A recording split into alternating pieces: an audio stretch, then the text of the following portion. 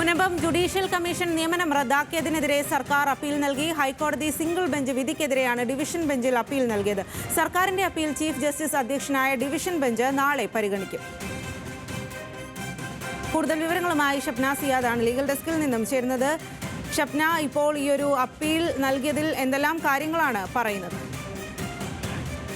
Swathi, Munambam judicial കമ്മീഷനെ നിയമിച്ചത് single bench റദ്ദാക്കിയിരുന്നു. സർക്കാരിന്റെ തീരുമാനം നിയമമല്ല എന്ന് ചൂണ്ടിക്കാണിച്ചായിരുന്നു സിംഗിൾ ബെഞ്ചിന്റെ നടപടി.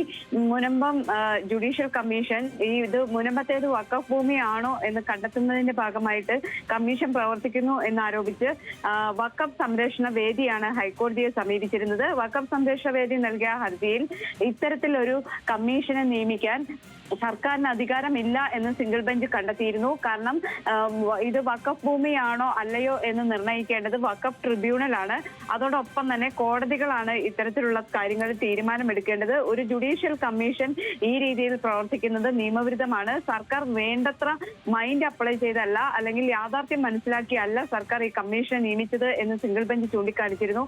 എന്നാൽ ഇപ്പോൾ ഹൈക്കോടതി ഡിവിഷൻ ബെഞ്ചിൽ സർക്കാർ നൽകിയ അപ്പീലിൽ പറയുന്നത് ഇത് നിയമപരമാണ്.